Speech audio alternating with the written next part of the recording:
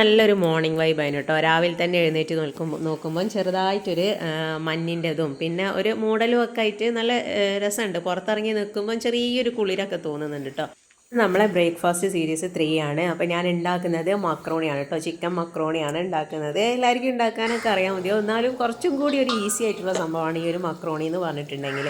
അപ്പോൾ ഞാൻ അവിടെ പിന്നെ ചിക്കൻ വേവിക്കാനായിട്ട് വെച്ചിട്ടുണ്ട്. പിന്നെ ഒരു പാനിൽ നമ്മൾ മക്രോണീൻ്റെ വെള്ളം കൂടി വെച്ചിട്ടുണ്ട് കേട്ടോ. അപ്പോൾ ആ വെള്ളത്തിലേക്ക് കുറച്ചും ഒരു ഓയിൽ ഒഴിച്ച് കൊടുക്കുന്നുണ്ട്. പിന്നെ അത് തിളച്ച് വരുമ്പോൾ ലേശം ഉപ്പ് ഇട്ട് കൊടുക്കുന്നുണ്ട്. പിന്നെ കുറച്ചൊരു മഞ്ഞൾപ്പൊടി ഇട്ട് കൊടുക്കുന്നുണ്ട് കേട്ടോ.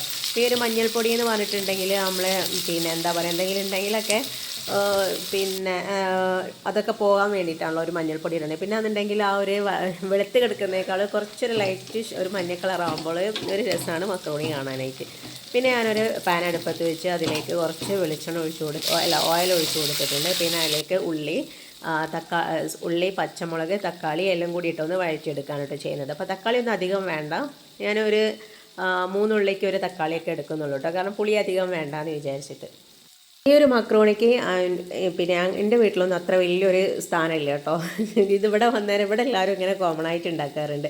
അപ്പോൾ ഞങ്ങളവിടെ ഒന്നും അങ്ങനെ ഉണ്ടാക്കാറില്ല. ഇവിടെ വന്നതിന് ശേഷമാണ് ഇത് ഉണ്ടാക്കി നോക്കിയിട്ടുള്ളത്. അപ്പോൾ ഉണ്ടാക്കി എനിക്ക് ഭയങ്കര ഇഷ്ടമാണ് കേട്ടോ അത് കഴിക്കാനായിട്ട്. നമ്മൾ രാത്രി ആയിട്ടുണ്ടെങ്കിലൊക്കെ മക്കൾക്കും നല്ല ഇഷ്ടമാണ്. ഡെയിലി നമ്മൾ ചപ്പാത്തി പത്തിരി അങ്ങനത്തെ ഒക്കെ തിന്ന് മടുക്കുമ്പോൾ ഒരു പിന്നെ വെറൈറ്റിക്ക് വേണ്ടിയിട്ട് ഉണ്ടാക്കാൻ പറ്റിയൊരു സംഭവം കൂടിയാണ്. പിന്നെ ഇതിൽ ചീസൊക്കെ ഇട്ട് ഉണ്ടാക്കും കേട്ടോ. അപ്പോൾ ചീസ് ഇട്ട് ഉണ്ടാക്കിയാലും നല്ല ടേസ്റ്റാണ്. പിന്നെ രാവിലെ തന്നെ അതിനോട് പിന്നെ ഞാൻ ചീസൊന്നും എടുക്കാൻ നിന്നില്ല, സാധാ ചിക്കനൊക്കെ ഇട്ടിട്ട് തന്നെ ഉണ്ടാക്കാമെന്ന് വിചാരിച്ചു.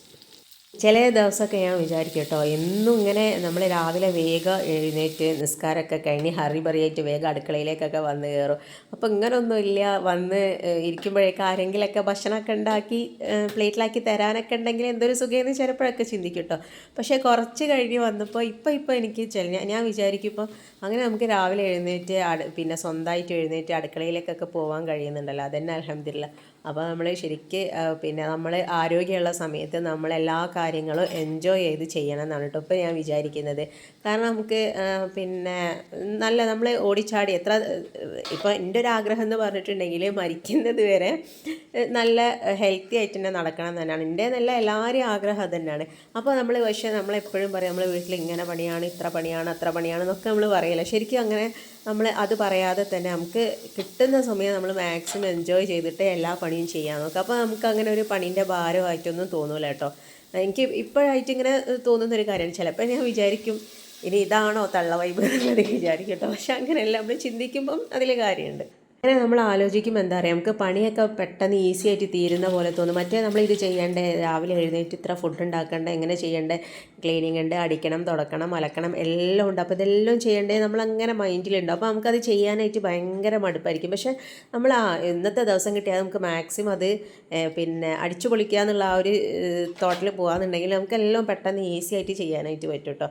അപ്പോഴേക്കും നമ്മളെ മക്രോണി ഇവിടെ റെഡി ആയിട്ടുണ്ട്. അപ്പോൾ ഞാൻ ഈ ഒരു പിന്നെ ഉള്ളി തക്കാളിയൊക്കെ വാട്ടിയില്ല, അതിലേക്ക് മഞ്ഞൾപ്പൊടി, മല്ലിപ്പൊടിയും പിന്നെ ബിരിയാണി മസാല, അതെനിക്ക് മസ്റ്റാണ് കേട്ടോ. ഇനിയിപ്പോൾ അത് ഞാൻ ബിരിയാണി മസാല ഇടാത്തൊരു സംഭവം എന്ന് പറഞ്ഞിട്ടുണ്ടെങ്കിൽ മീൻകറി മാത്രമേ ഉള്ളൂ കേട്ടോ. ബാക്കി എല്ലാത്തിലും ഞാൻ ബിരിയാണി മസാല കൊണ്ടുവരും. എനിക്ക് ഭയങ്കര അതിട്ടിട്ടില്ലെങ്കിൽ എന്തോ ഒരു സമാധാനക്കേടാണ്.